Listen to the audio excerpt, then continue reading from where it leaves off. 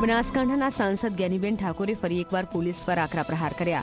બનાસકાંઠાની border મારફતે રાજસ્થાન અને મધ્યપ્રદેશથી મોટી માત્રામાં દારૂ ગુજરાતમાં ઠાલવવામાં આવતો હોવાનો આરોપ લગાવ્યો। પોલીસ માત્ર પૈસા માટે આ કામ કરતી હોવાનો આરોપ લાગ્યો છે। સરહદ વિસ્તારમાં પોલીસને દારૂ વેચવા માટે ટાર્ગેટ અપાઈ રહ્યો હોવાનો પણ દાવો છે। સાથે કહ્યું કે પોલીસની પાસે ગરીબોની ફરિયાદ સાંભળવાનો સમય નથી। બુટલેગરો પાસેથી કરોડોના હપ્તા લેવામાં આવે છે।